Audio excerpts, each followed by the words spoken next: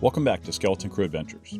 If you're just joining us, we recommend checking out the previous 5 episodes where we sailed Godspeed, our 51-foot otter swan, from Norfolk, Virginia, around Cape Hatteras through towering 6 to 7 meter seas before detouring to Beaufort, North Carolina to refuel and welcome aboard new crew.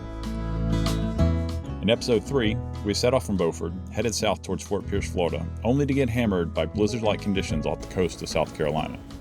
In last week's episode, we arrived safely to Fort Pierce and began prepping Godspeed for the final leg of our journey home to Galveston, Texas. In today's episode, the crew is up before dawn, headed back to the marina to begin readying Godspeed for departure.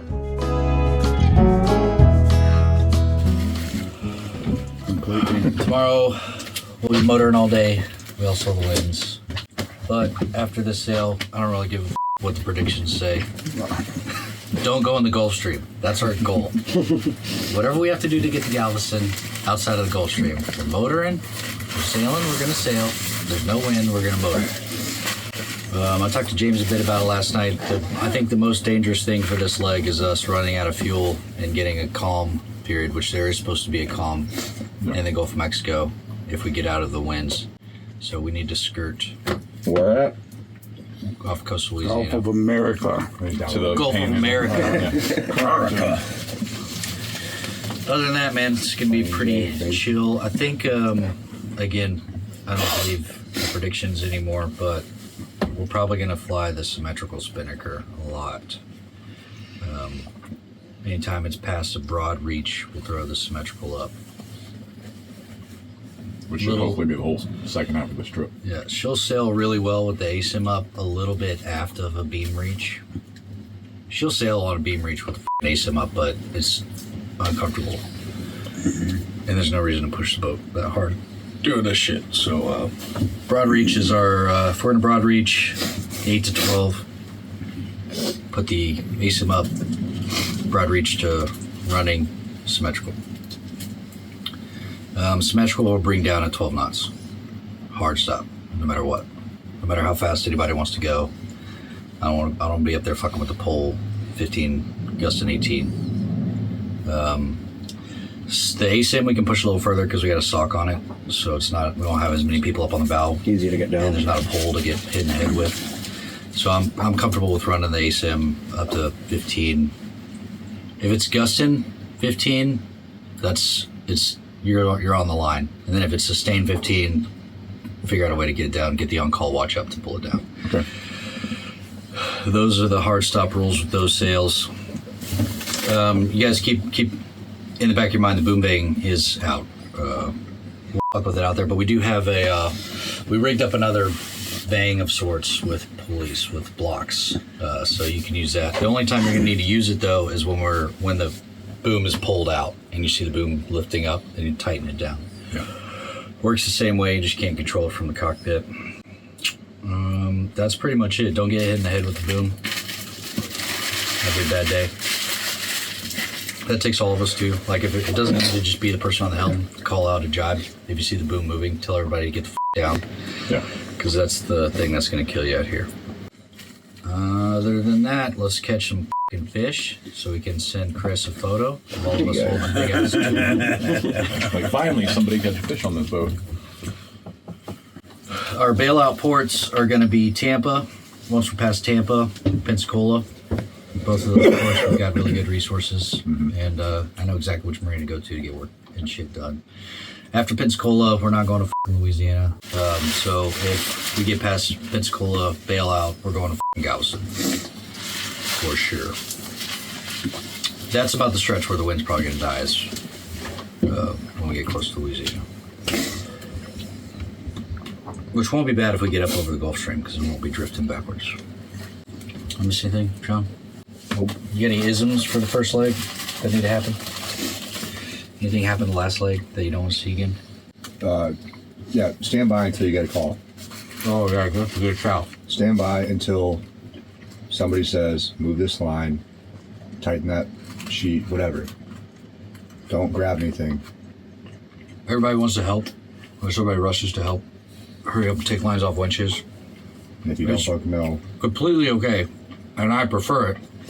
If someone's like, go get the main halyard, to go to the main halyard winch and not touch it. Just stand there and wait. because somebody else is probably getting set up. So we don't move anything until you get a confirmation from everybody. Halyard set, mast is set, helmet set. Go ahead and raise or lower or something like that. If you don't know what you're doing, just ask. Ask John. Huh? I said ask John. James, just remember yours, mine. For lines and helm. Yep. Yours and mine. For everything, that saves a lot of mistakes. And take and ease. Ease line, take line in.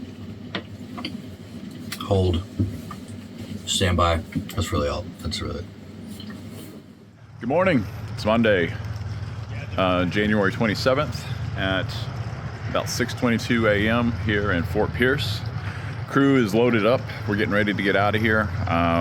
We're about to untie the lines and head off for Galveston. So plan looks like for the first day or so, we're not going to have much wind. We're just going to hug the coast and try to get around the Keys. Once we're around the Keys, we'll pull around. We should have a good tailwind. We'll be flying Spinnaker. We'll be sending updates when we can, when we get signal. We'll probably check in around Key West because that'll be the last time we have signal. But we're ready to get home. We're ready to get to Galveston. And we thank everybody for following along with us on this journey and supporting the mission. So we'll check in with y'all hopefully here in a week. We should be in, if everything goes right, we should be in Galveston here by next Friday or Saturday.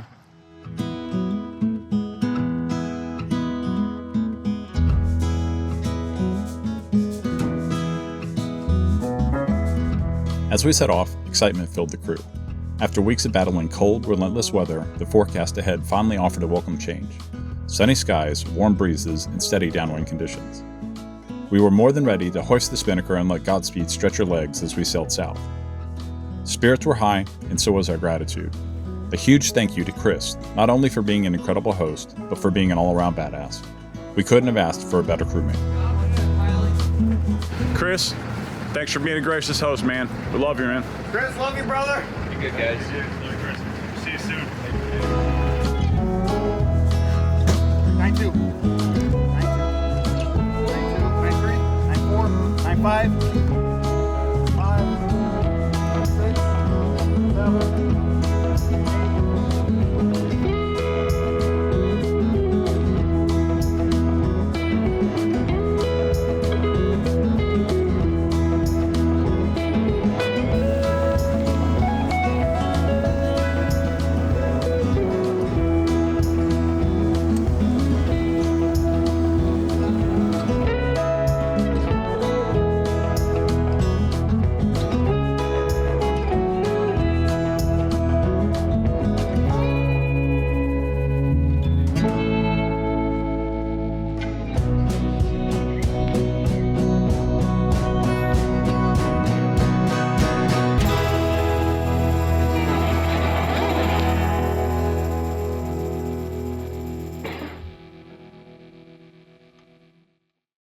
Although Chris had to stay behind, we were glad to have James join us on this final leg as third watch captain.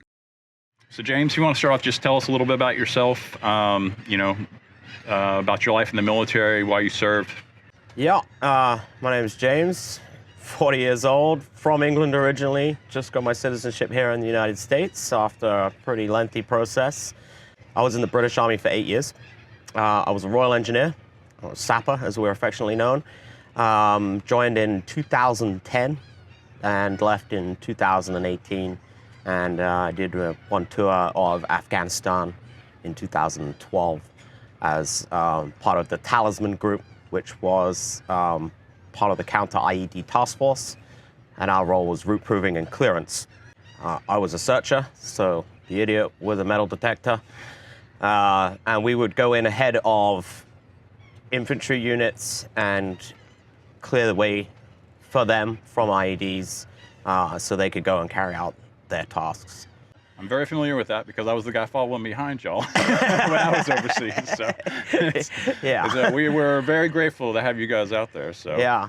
While you were in the military, you had the opportunity to train with the Joint Service Adventure Sailing Training Center that eventually led to you getting a role as bosun with the Royal Engineer Yacht Club. Can you tell us what it was like working there as one of the oldest yacht clubs in the world? Yeah, so the Joint Services Adventurous Sail Training Center is a combined arms adventurous training facility that operates sailboats. So any member of the UK Armed Forces, whether you're Air Force, Army, Navy, Marines, can apply for and take adventurous courses with them. And they are an RYA training center. So if you go and do a week's sail training with them, you start going up the RYA ladder, starting at Common and Crew, Day Skipper, Coastal Skipper, Yachtmaster offshore. So after Afghanistan, our unit commander was like, yep, all right, guys, go and do some adventurous training for a week. The British Army uses adventurous training, whether that's mountaineering, mountain biking, sailing, as a cost-effective way to have soldiers build the skills that you need in the Army. Things like teamwork, experiencing hardship, because being offshore on a sailboat is exactly that, and also, dealing with fear in a controlled environment. Again, offshore sailing is perfect for that. So we use that extensively to train our soldiers, and also have them do something fun whilst also benefiting the service. It helps with retention, especially of soldiers. So that's why the British Army use it. So I did a Common and Crew course out of the British Kiel Yacht Club in Germany, and I got the bug. Never been sailing before. I got the bug. I loved it, and every opportunity that came up, I would go down to Gisachi and take a course, and got my day skipper. And then I got super lucky in that one of the OCs from my regiment, he was not my squadron, but another squadron, he happened to be involved with the Royal Engineer Yacht Club.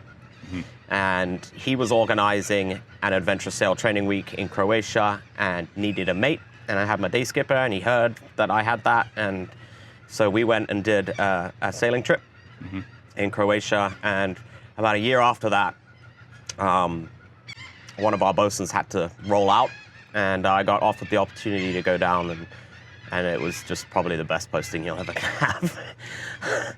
Because I didn't wear a green uniform, I didn't go on parade in the morning, I just maintained 3 yachts and spent a lot of time racing. I imagine. Can you tell us about what you did as bosun? What were your duties there? What kind of stuff did you do? So I would facilitate, so my official job title was not bosun, it was adventurous sail training instructor. So units would, particularly for us, in particular the Royal Engineer units, would want to send a group of their guys for a week's adventurous training, and I would facilitate that. So I would skip the boat, organize all the admin, and take those guys out sailing. We owned 3 boats, a Daysail 32, an X332, and a J109. And it was my responsibility on a day-to-day basis to maintain those boats and keep them ready for use at any time. They were effectively charter boats, so even retired members of the Royal Engineer Yacht Club could charter those boats for a nominal fee, really, really cheap. So they were basically charter boats, but we raced them extensively. All of the boats raced, and we would do all of the IRC races in the Solent. It's a huge racing area. So that was my job, is just keeping them on the water, keeping them going, and taking soldiers and officers out sailing. Let's talk a little bit about when you got out of the military. Why did you choose to get out in the first place, and did you have any kind of problems adjusting to civilian life after you got out of the military? Can you talk about that a little bit? Yeah, man, it's tough, huh? Yeah. So why did I leave? Well, that posting had to come to an end. It was capped at 3 years. And after getting paid to do that, to sail for 3 years, the thought of going back into a green uniform and living in a hole in the ground for several weeks a year on exercise just didn't appeal to me. I had a 4-year was my minimum commitment. I was coming up on 8, so I put in my papers when it was time for that posting to end, and I became a charter captain, which I did for 3 years after that. I had 2 seasons in Greece, 1 in Croatia, and a bunch of Caribbean stuff. And that's actually where I met my wife. Met a girl from Dallas in Belize on a charter, and that's how I ended up here. So that's why I left. Adjusting's hard. The Army, it's such a lifestyle. It's not a job.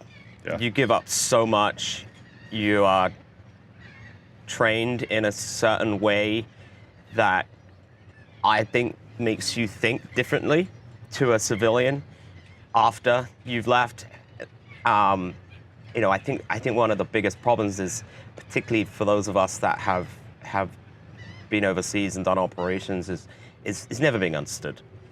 You can explain to people until you're blue in the face what you're feeling or why you're feeling that, but they'll never really understand why. You know, I had a lot of anger issues, as a lot of people do, I feel. And really, I think, the biggest challenge is people not really understanding why you did what you did, and how much of a change it has in, I guess, your whole outlook on life. I don't know. It's hard for me to explain now, but it changes you forever, and that makes, I feel, relationships with civilians harder, because you probably have a different mindset. You know, what makes the grass grow? Blood, blood, blood. Right? Yeah. People don't get that, and you don't want to talk about that. Right? Yeah. And that's just part of basic training, let alone whatever we've experienced in operations, you know? And I think it's just incomprehensible, and I think that's one of the biggest challenges. Well, certainly was one of my biggest challenges, is that I don't know how to explain it, or how to explain what's going through my mind in any given situation. That aggression that is trained into us takes a long time to leave. And I'm not an aggressive person, I'm not, you know, but I can be. And, you know, it's almost like they put a switch in your brain. And it takes a long time to turn back to normal, I feel. Yeah. How has sailing kind of helped you cope with those emotions and the way you feel? Like, how do you think sailing's had an impact on your life? Oh yeah, man. Yeah. Particularly offshore. I like racing. Racing's fun. It builds teamwork and everything, but I think I heard you talk about this earlier. It's like that giant reset when you go offshore, because the only thing that matters is the boat and your single task of safely getting the boat to its destination. Your own little world. You make your own power.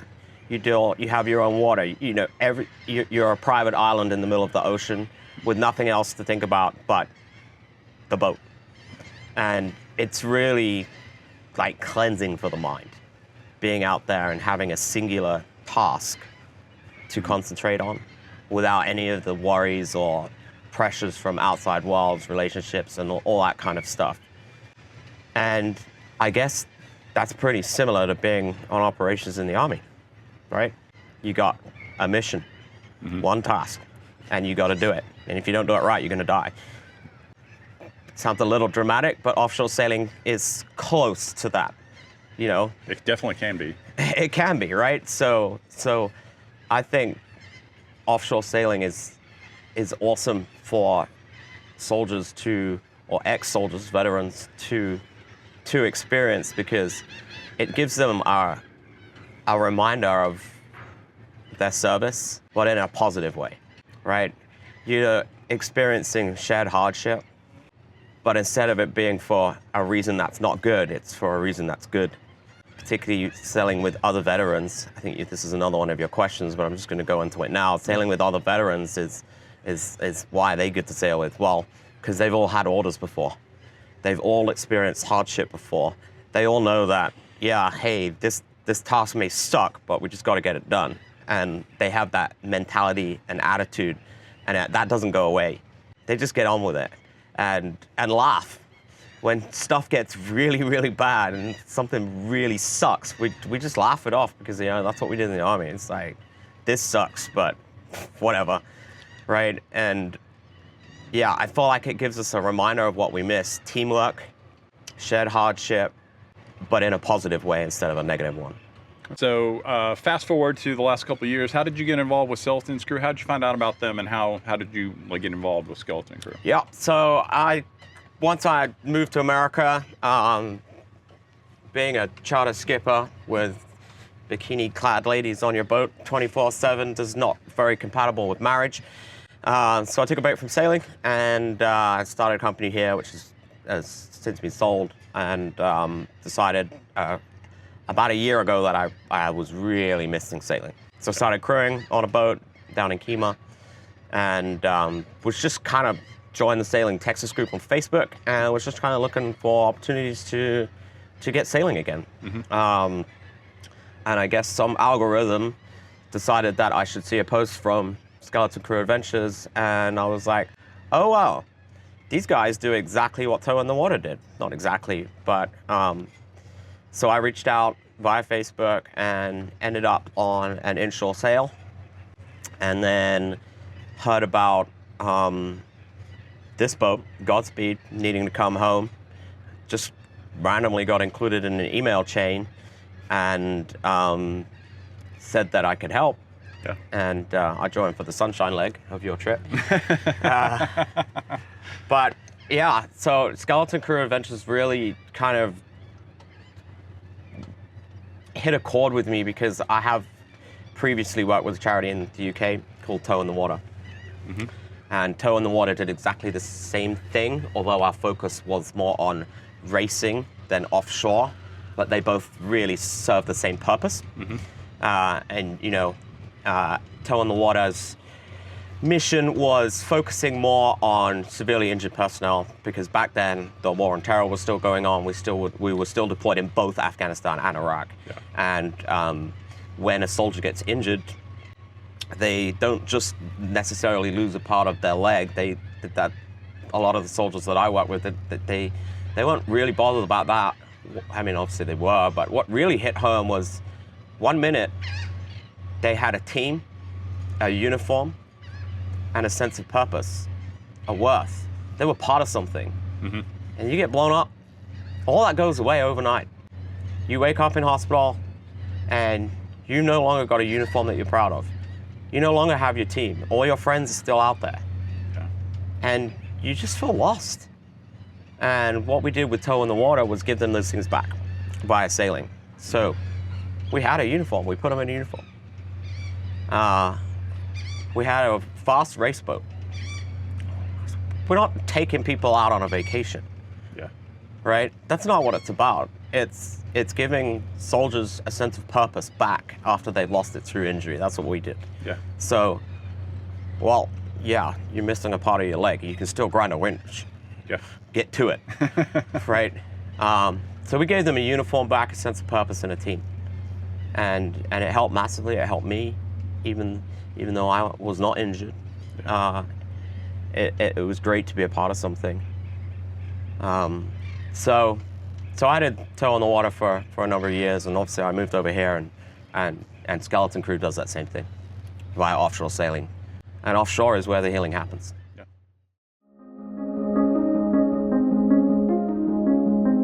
So Shawn, we're leaving Fort Pierce, and you're still on the boat. Yeah. You want to give us an update? Well, my commitment originally was Norfolk to Fort Pierce, Chuck, but we lost a guy, gained a guy, and I kind of might have fell in love with old Godspeed. And Taylor thought he'd appreciate a third shift, and now that I felt wanted, I said sure. So that was an easy one. But yeah, there's a slight need to have it a little easier on us after that first leg was quite abusive. And now, as you can see, this is a pleasure cruise. But yeah, gonna head to Galveston, and that's why I'm on board still. So I got okayed with my daughters. They're fine. One in college, one a junior in high school with a driver's license. Hardly needs me, so here I am. Yeah. Cheers.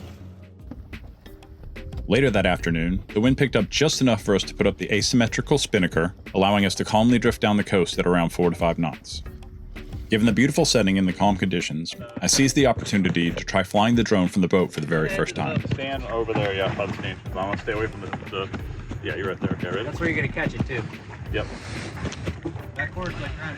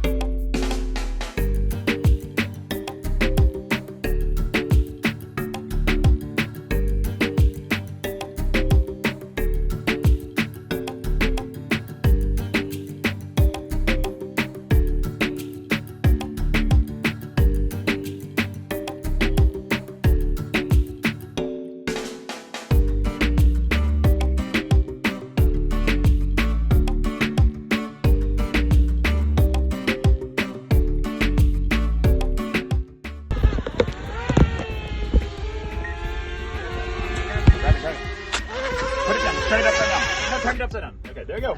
Woo! Teamwork. By nightfall, we pulled down and repacked the Spinnaker, then restarted the engine and continued motoring south. We made slow progress, hugging the coastline to avoid the Gulf Stream's powerful northbound current, which can run at 2.5 to 3.5 knots in this area.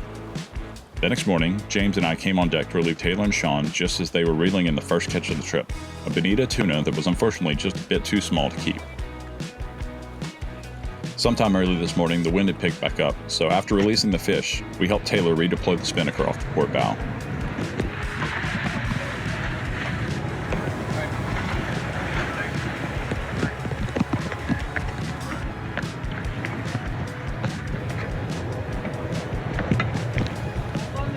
Hold.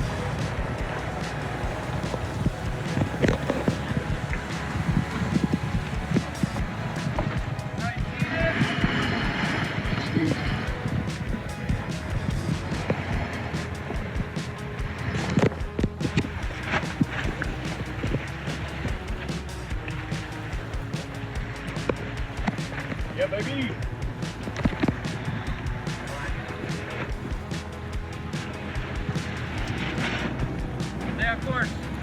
On course, 190. We spent the day making our way south along the Florida Keys. Wind would rise and fall randomly throughout the day, which would require us to alter our sail plan. Put up the Spinnaker, take down the Spinnaker, start the engine, unfurl the Genoa, furl the Genoa, redeploy the Spinnaker. Needless to say, we weren't bored during our watches, and it was better than freezing in the pouring rain for hours on end, so no one was really complaining.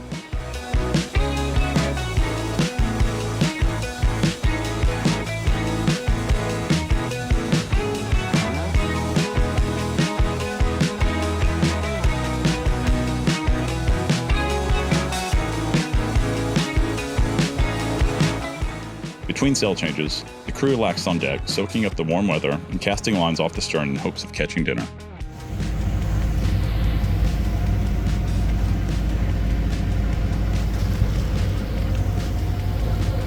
Hell yeah, boy! Chris is gonna be so mad. Bonita's gonna eat bonita! We can feed the freaking crew! Get it on board.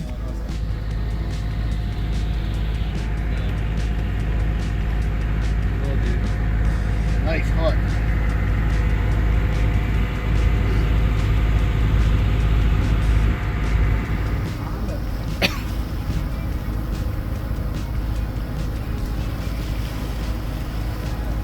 It's fish number 3.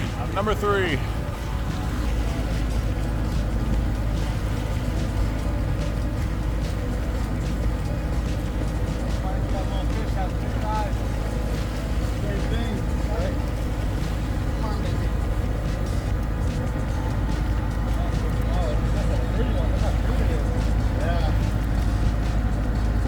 Right through the eye hole. I want to get a. Oh, poor bastard. Well, it's day 2 update. After leaving Fort Pierce, we're headed to Galveston. By now, we're about halfway down the Keys, starting to turn more west every hour. In the meantime, the sun's been out, it's been shining. We haven't had the wind for Spinnaker yet, so we're running the motor. The crew's in high spirits. We've been fishing all day. Shawn here just reeled in his 3rd fish for the day. Skipper back there, chilling, keeping us on course.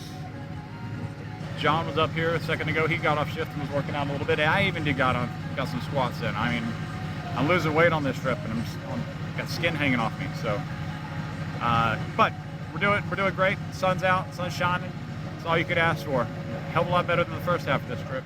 As the day wound to a close, the crew enjoyed a calm afternoon of sailing before the sun began to dip towards the horizon. There's something truly magical about the sunsets on the open ocean. With no buildings, trees, or other obstructions, just endless horizon, the sky puts on a show that feels like it's just for you. Colors stretch further, burn brighter, and linger longer than anything you'll ever see from shore. Out here, it's not just a sunset, it's a moment of stillness, of reflection and awe. As the last light faded from the horizon, the stars began to emerge, one by one, until the entire sky was alive. Even though we were just a few miles off the Florida Keys, the light pollution was very minimal. Looking south, the stars stretch endlessly across the sky. This is one of my favorite parts of offshore sailing. As a lifelong stargazer, it's rare to find a place on land where you can see the night sky this clearly. Beneath the vast canvas of stars, our place in the universe becomes more clear, and the worries of life just seem a little bit smaller. If you'd like to make a donation to support Skeleton Crew Adventures, scan the on-screen QR code or visit our website at skeletoncrewsadventures.org/donate. We appreciate your support. Stay tuned next week as we make a quick stop in Key West before setting out to become the first sailing vessel to cross the newly renamed Gulf of America. But the journey home won't be easy. From sudden squalls to dead call doldrums, the crew is pushed to the limit and to the edge of mutiny. Don't miss the dramatic final episode of our series. Are you a veteran or first responder looking for a new mission? Come sail with us. Experience the healing power of the water, the camaraderie of the crew, and the calm wind in your sails. Scan the QR code on screen to learn more and apply to join our next day sail.